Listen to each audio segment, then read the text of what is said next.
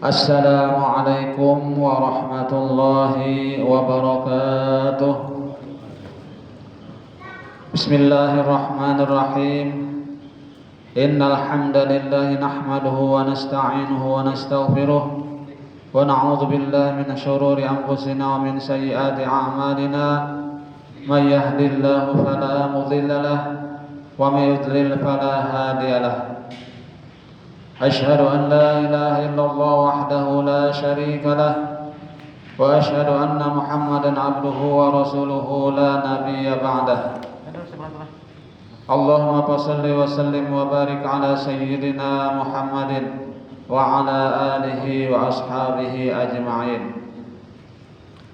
سبحانك لا علم لنا إلا ما علمتنا إنك أنت العليم الحكيم وتب علينا إنك أنت التواب الرحيم ولا حول ولا قوة إلا بالله العلي العظيم رب اشرح لي صدري ويسر لي أمري واحلل عقدة من لساني يفقهوا قولي أما بعد.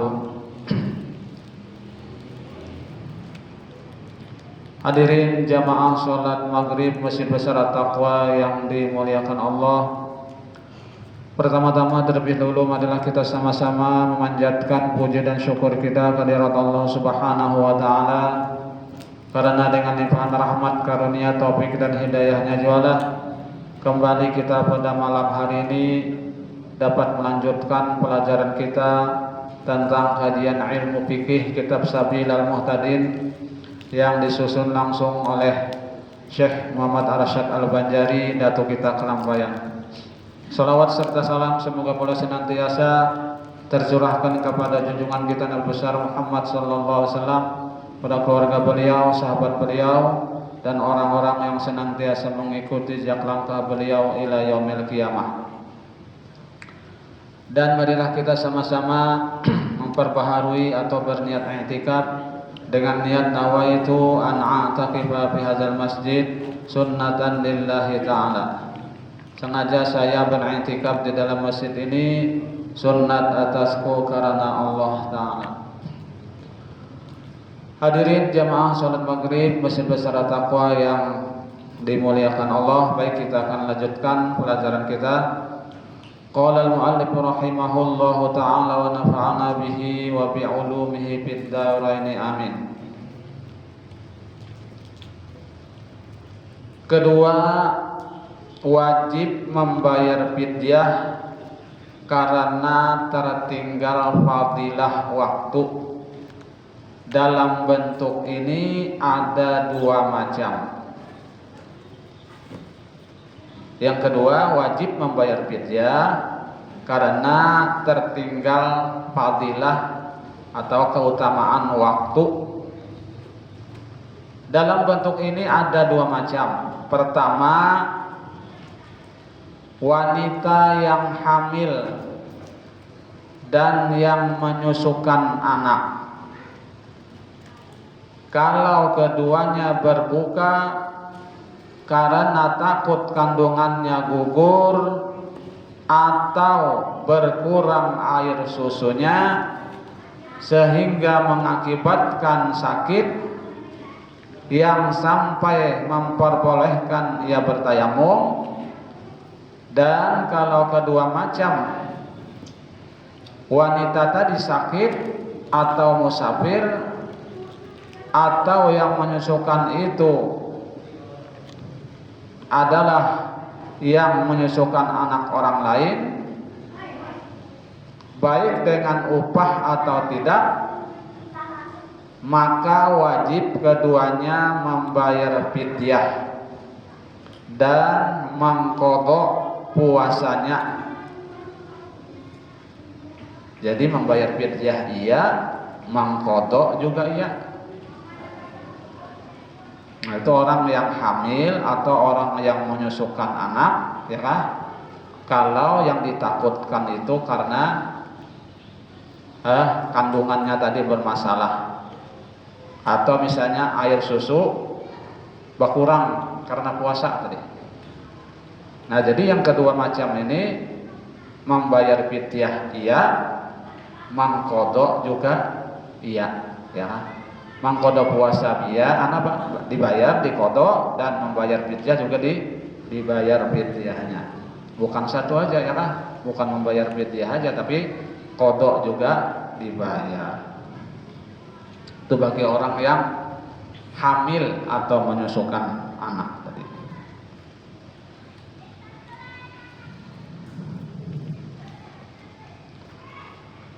Dan kalau yang menyusukan itu tidak merasa ragu tentang bilangan hari yang ditinggalkan, hari yang tertinggal, umpamanya berbuka 16 hari atau kurang dari 16 hari, lalu berbuka pada hari-hari selebihnya, maka wajib atasnya fidyah. Diperbolehkan bagi wanita yang hamil dan menyusukan anak berbuka menjadi wajib jika akan mendatangkan kemudaratan kepada anaknya tadi. Jadi bukan masalah apa aja, bukan boleh aja, tetapi kalau memudaratkan kepada anaknya malah wajib berbukanya ya kan? Malah wajib berbuka. Andai kata puasa tadi memudaratakan anaknya yang dikandungnya atau yang sedang menyusukan ya kan? Bila dibawa puasa orang yang menyusukan anak itu lalu banyu susunya itu berkurang atau banyu susunya itu masam.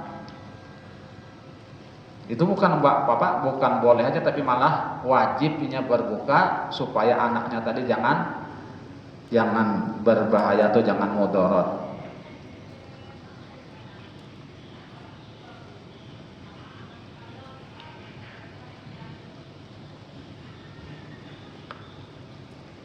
Diperbolehkan bagi wanita yang hamil dan yang menyusukan anak berbuka menjadi wajib jika akan memudaratkan tadi kepada anaknya, dan juga berlaku bagi yang menyusukan yang mengambil upah atau tidak dengan upah kalau tidak ditemui perempuan yang lain yang menyusukannya.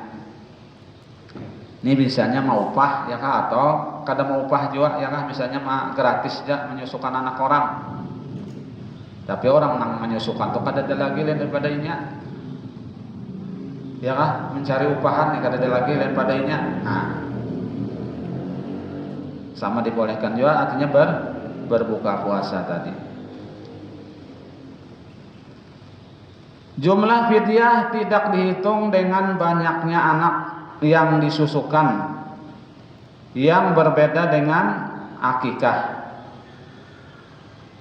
Dan kalau yang hamil atau yang menyusukan anak tadi dalam keadaan sakit atau musafir, keduanya boleh berbuka dengan niat mengambil rukhsah,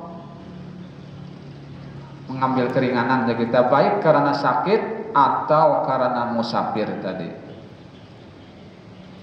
bukan karena takut mudarat yang menimpa anaknya. Atau boleh juga dengan niat mengambil rukhsah karena kedua sebab tadi, yakni karena sakit tadi atau musafir tadi ya kah? Dan karena takut anaknya atau tidak dikosotnya sama sekali, maka tidaklah wajib fidyah bagi kedua wanita tadi. Jadi misalnya seorang wanita hamil tadi apabila berbuka puasa karena ini sakit atau ini di dalam perjalanan musafir, sedangkan ia tidak takut dengan kemudaratan anaknya, kada takutan dengan mudarat anaknya tadi, kada takutan biar dibawanya puasa. Nah, wanita seperti ini itu tidak wajib membayar fidyah, hanya wajib mengqadha puasanya saja. Ya kan, berbeda dengan wanita yang takut anaknya tadi mudarat apabila dibawa berpuasa atau menyusukan anak. takut anaknya yang mudarat, nah itu berbayar fidyah lawan wajib qada.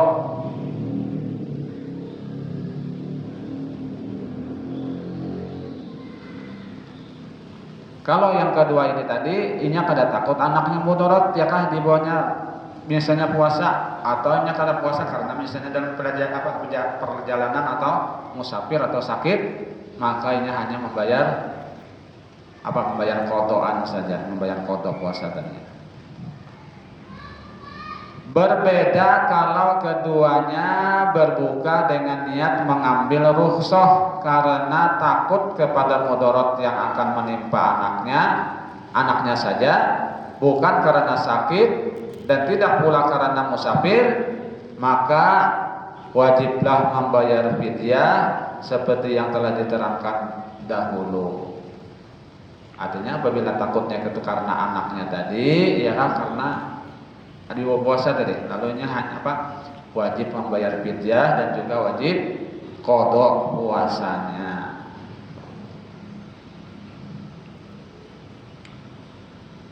Dikeluarkan dari kata takut kepada kesehatan anaknya ialah orang yang hamil atau orang yang menyusukan anaknya sedang ia takut kepada kesehatannya sendiri,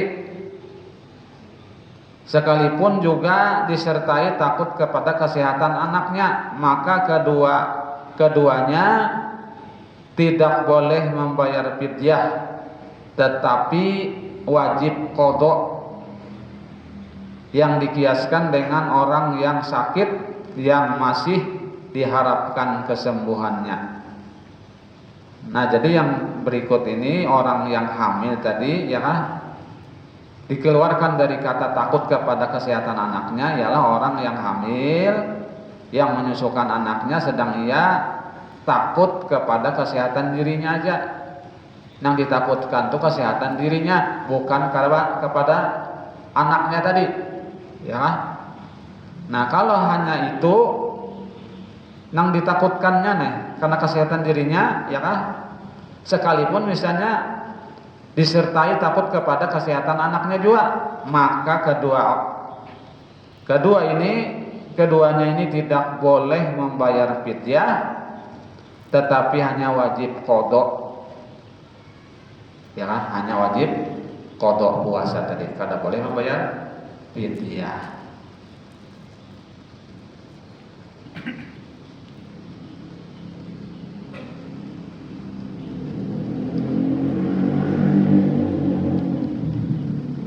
Kedua, wajib membayar fidyah dan wajib mengqada bagi siapa yang berbuka karena menyelamatkan jiwa manusia yang dihormati darahnya atau hewan yang dihormati yang hampir binasa, atau menyelamatkan anggota tubuh atau manfaat anggota tubuh, umpamanya disebabkan lemas di air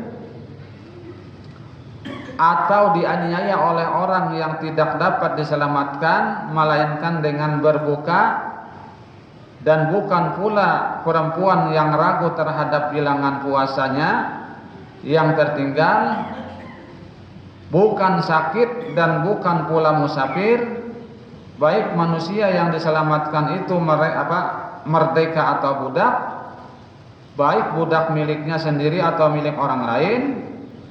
Demikian juga binatang yang dihormati baik miliknya atau milik orang lain. Dikeluarkan dari kata binatang ialah menyelamatkan harta benda yang tidak bernyawa, maka tidaklah wajib membayar fidyah bagi yang berbuka kalau harta itu miliknya sendiri.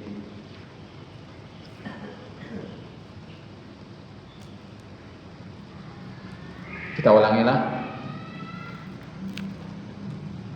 Kedua, wajib membayar fidyah dan wajib mengqada bagi siapa yang berbuka karena menyelamatkan jiwa manusia yang dihormati darahnya atau hewan yang dihormati yang hampir binasa, atau menyelamatkan anggota tubuh atau manfaat anggota tubuh, umpamanya disebabkan lemas di air atau dianiaya oleh orang yang tidak dapat diselamatkan melainkan dengan berbuka. Dan bukan pula perempuan yang ragu terhadap bilangan puasanya yang tertinggal, bukan sakit dan bukan pula musafir, baik manusia yang diselamatkan itu merdeka atau budak, baik budak miliknya sendiri atau milik orang lain. Demikian juga binatang yang dihormati baik miliknya atau milik orang lain. Dikeluarkan dari kata binatang ialah menyelamatkan harta benda yang tidak bernyawa. Maka tidaklah wajib membayar fidyah bagi yang berbuka kalau harta itu miliknya sendiri. Tetapi kalau yang menyelamatkan itu perempuan yang ragu bilangan hari yang tertinggal atau dalam keadaan sakit atau musafir, maka ketentuan yang diberlakukan seperti yang berlaku pada wanita yang hamil dan yang menyusukan. Kemudian yang ketiga, biar fidyah tadi, karena melambatkan membayar qadha. Karena melambatkan membayar qadha, maka wajib membayar fidyah setiap hari 1 mud bagi orang yang melambatkan qadha puasa bulan Ramadan. Melambatkan membayar ya kah? Seharusnya membayar qadha puasa itu ya kah? Yang pas itu misalnya puasa tadi ya kah? Puasa Ramadan. Ada misalnya tahutang. Seharusnya membayar itu di bulan Syawal yang pas. Ya kah? Karena kita barait dengan puasa 6, merayakan dengan puasa 6, ya kah? Kita puasa 6, tapi niat kita membayar qadha, ya kah? Itu takkan aja nang puasa 6 tadi. Tarait karena biar misalnya niat kita puasa qadha aja, tapi niat puasanya di bulan Syawal 6 hari misalnya, biar kadosa lagi. Puasa 6 hari yang sunatnya tuh kata Bapak, tak masuk aja sudah nang 6 hari tadi.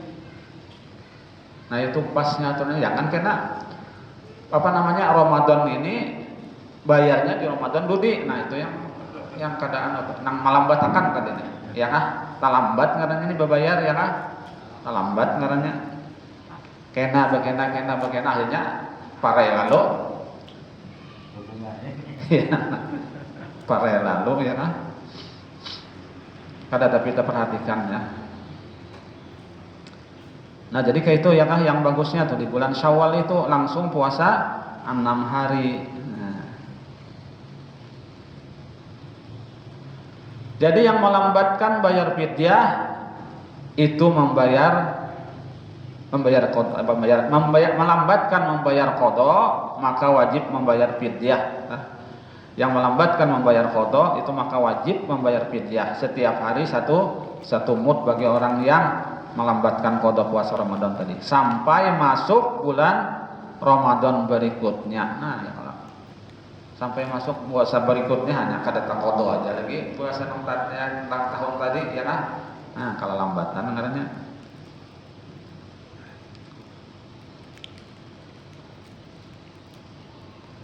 Tanpa adanya uzur, ya kan? Tanpa adanya uzur. Umpamanya ia mampu mengqadha puasa yang tertinggal pada tahun itu juga karena ia bukan orang yang sakit dan tidak pula dalam perjalanan dan masih ada waktu mengqadha puasanya. Ini berdasarkan hadis dhaif yang menjadi alasan fatwa 6 orang sahabat Rasulullah SAW. Dan juga karena melalaikan kewajiban dengan melambatkan mengqadha. Bayar fidyah juga ya kan? Tetapi kalau dilambatkan karena adanya uzur seperti masih dalam keadaan sakit atau dalam perjalanan atau masih hamil atau masih menyusukan sehingga sampai bulan Ramadan berikutnya, ya kan? Nah itu uzur karena kalau masih sakit, ya kan? Atau dalam perjalanan, atau lagi menyusukan, atau dilambatkan karena jahil tentang haramnya, atau karena lupa, atau karena dipaksa orang, maka tidaklah wajib membayar fidyah karena melambatkan mangkodo selama dalam keadaan uzur, sekalipun uzur itu tetap ada sampai beberapa tahun, karena pada dasarnya melambatkan puasa itu diperbolehkan dalam puasa tunai karena adanya uzur, maka melambatkan pada puasa qada dengan adanya uzur lebih utama. Jumlah mud dihitung dengan jumlah tahun. Umpamanya jika dilambatkan qada puasa sehari sampai 4 tahun, maka wajib membayar 4 mud. Ya, jumlah mud dihitung dengan jumlah tahun. Umpamanya jika dilambatkan kodok dari puasa sehari tadi sampai 4 tahun. Nang di kodok nih sehari aja misalnya, tapi sampai 4 tahun hanya terbayar, maka jumlahnya wajib membayar fidyah tadi 4 mud karena 4 tahun, ya kan? Kada samut aja kada. Ya ke setahun aja kan samut aja istilahnya nih, bayar fidyah tadi nang lambat puasa tadi karenanya 4 tahun, nah terpaksa 4 mud bayarnya.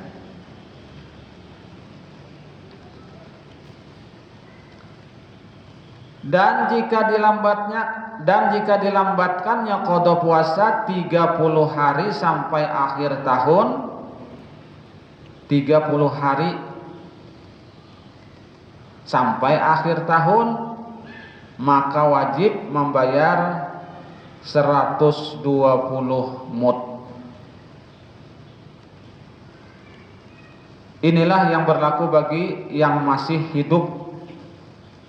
Namun jika ia telah meninggal dan keluarganya tidak mempuasakannya, hendaknya dikeluarkan dari harta peninggalannya setiap hari 2 mud. Yang 1 mud sebagai fidyah puasa, dan yang 1 mud lagi sebagai fidyah melambatkan qada untuk sehari tadi. Kalau sampai 4 tahun umpamanya, hendaklah dikeluarkan dari harta peninggalannya 5 mud. Dan jika dilambatkan qada puasa selama 30 hari sampai 4 tahun, hendaklah dikeluarkannya dari harta peninggalan sebanyak 150 mud. Demikianlah diperhitungkan seterusnya, artinya hitungan tahun, ya kan?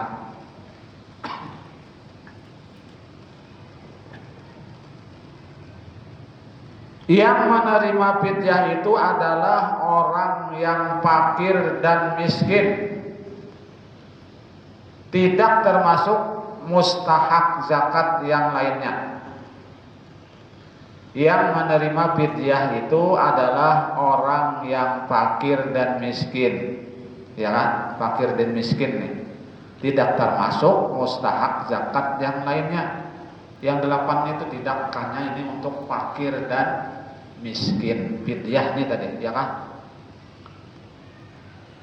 Ya kan? Kada boleh misalnya yang lain pada orang fakir miskin, ya kan? Nah, yang mustahak yang zakat tadi, yang lainnya itu fidyah. Karena disebabkan dalam firman Allah Subhanahu wa taala, fidyah itu adalah makanan orang miskin, ya kan? To'am miskin, ya kan? Fidyah itu apa? Al-Qur'annya itu apa rasanya? Wa man kana maridun aw ala safarin fa fidyatun min ayyamin ukhar, ya kan? Wa 'alal ladzina yutiqunahu fidyatun ta'amu miskin, artinya memberi makan orang miskin, ya kan? Orang miskin atau fakir tadi. Nah, itu fidyah tadi, ya kan? Fidyah itu khusus yang menerimanya adalah orang fakir miskin.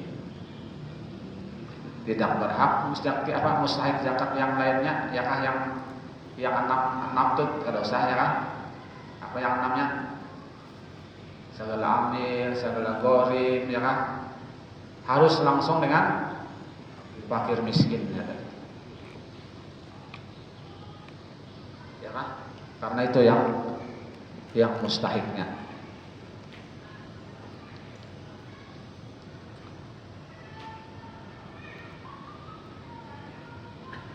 Sekalipun disebutkan orang yang miskin, namun termasuk ke dalamnya orang yang fakir, karena fakir lebih menderita dari orang yang miskin. Karena itu fakir lebih utama menerima fidyah dari orang yang miskin. Karena miskin ini tanya pada fakir, ya kan? Kalau fakir itu lebih daripada di bawah, benar di bawah garis, ya kan? Ya, garis kemiskinan, misalnya orang miskin itu di garis kemiskinan, fakir ini di bawah garis.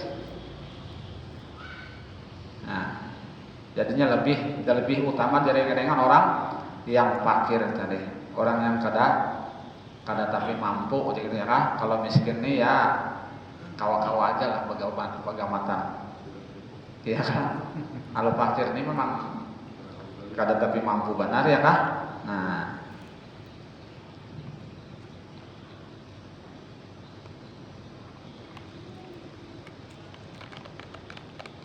dan boleh semua fidyah diberikan kepada seorang fakir atau seorang miskin, ya kan? Boleh semua fidyah diberikan kepada seorang fakir atau seorang miskin. Misalnya 60 hari, 1 bulan misalnya, kan? Anak bayar fidyah semuaan untuk seikungannya, kan ada Bapak? Kalau Pak harus mencari misalnya 30 orang miskin, kada perlu, ya kan? Seikung orang miskin, orang fakir ya cukup. Kalau sebab ngalih-ngalih mencari sampai 60 atau 30, cukup aja seikung, ya kan? Nah, boleh.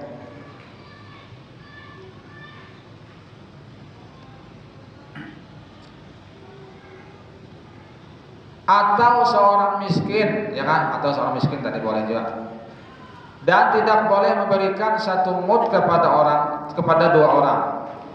Dan tidak boleh memberikan 1 mud kepada 2 orang. Jadi 1 mud untuk satu orang. Misalnya hendak banyak orang juga, ya kan? Misalnya beberapa orang miskin, 1 mud 1 orang. Jangan 1 mud 2 orang miskin, janganlah, jangan. Dari kita. Karena 1 mud itu 1 fidyah yang lengkap, karena Allah mewajibkan 1 fidyah atau yang utuh kepada seorang, dan tidak boleh memberikan kurang dari 1 fidyah. Ya kan, 1 mud itu 1 fidyah.